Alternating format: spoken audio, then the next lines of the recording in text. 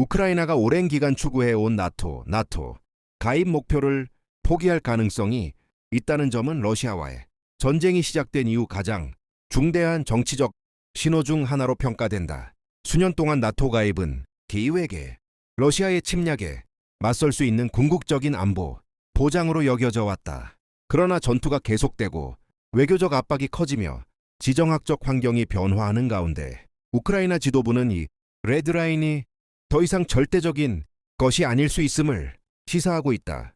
이러한 변화는 전장에서의 군사적 현실과 물밑에서 진행되는 외교적 협상이 점점 더 복잡하게 얽혀 있음을 보여준다. 우크라이나가 나토 가입을 철회할 수 있다는 가능성은 항복이나 약함을 의미하는 것이 아니라 장기적인 생존과 주권, 그리고 평화를 추구하기 위한 전략적 재조정으로 해석될 수 있다. 우크라이나의 나토에 대한 관심은 하루아침에 생긴 것이 아니다.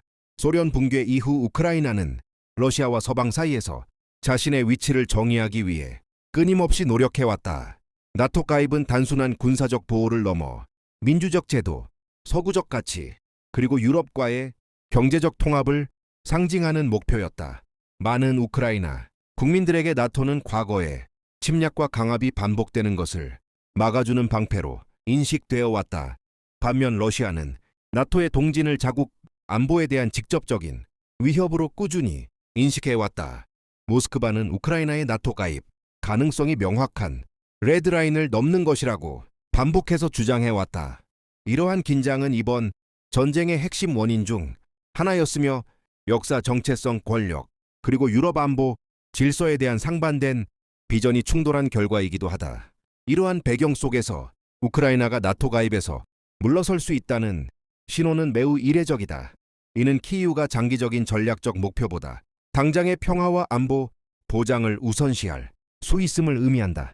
그러나 이 선택에는 막대한 위험과 불확실성 그리고 국내 정치적 파장이 따를 수밖에 없다. 볼로디미르 젤렌스키 대통령은 나토 가입에 대한 어떠한 타협도 미국과 유럽으로부터 강력하고 구속력 있는 안보 보장을 받을 경우에만 고려할 수 있다고 강조해왔다. 이는 핵심 조건이다. 나토가 없는 상황에서 우크라이나는 휴전이나 평화협정이 체결되더라도 미래의 러시아 침략에 다시 노출될 수 있다는 우려를 가지고 있다. 안보 보장은 다양한 형태로 제시될 수 있다. 장기적인 군사 지원, 양자 방위 조약, 서방 군대의 상시 주둔, 정보 공유, 또는 제공격 시 즉각 대응하는 체계 등이 그 예다. 그러나 이러한 대안들 중 어느 것도 회원국이 공격받을 경우 공동 방어를 의무화하는 나토 제5조를 완전히 대체할 수는 없다. 바로 이 지점에서 핵심적인 딜레마가 발생한다.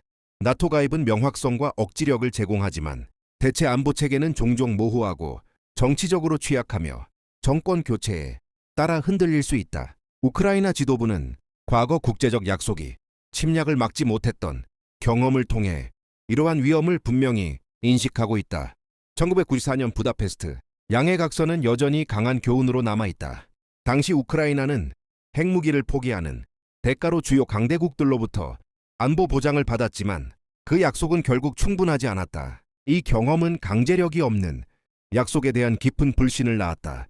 국제적 압박 역시 현재의 논쟁을 형성하는 중요한 요소다. 서방 동맹국들은 우크라이나를 군사적 경제적으로 지원해왔지만 동시에 전쟁 피로, 국내 정치적 부담, 경제적 제약에 직면해 있다. 전쟁이 장기화되면서 일부 서방 국가들에서는 협상에 의한 종전 요구가 점점 커지고 있다. 특히 미국 내 정치 환경 변화와 관련해 워싱턴으로부터 평화를 대가로 고통스러운 양보를 하라는 압박이 존재한다는 보도도 나오고 있다. 일부 전략가들은 불완전하더라도 전쟁을 끝내는 것이 무한정 지속되는 충돌과 확전, 위험을 감수하는 것보다 낫다고 주장한다. 그러나 우크라이나에게 어떤 대가를 치르더라도 평화는 받아들일 수 없는 선택이다. 영토 보전, 주권, 전쟁 범죄에 대한 정의는 여전히 핵심 요구 사항이다. 나토 포기를 시사하는 것 자체가 국내에서 큰 논란을 불러일으키는 이유다. 많은 우크라이나 국민들은 나토를 바로 지금 직면한 위협으로부터 자신들을 지켜줄 유일한 보장으로 보고 있다. 전쟁 이후 우크라이나의 여론은 급격히 변화했다.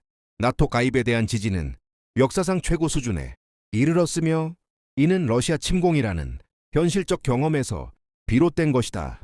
나토 가입을 포기할 경우 정치적 반발, 시위, 배신이라는 비난이 뒤따를 가능성이 크다. 젤렌스키 정부는 정당성을 유지하기 위해 이러한 내부 역학을 신중하게 관리해야 한다. 동시에 전쟁의 잔혹한 현실도 무시할 수 없다.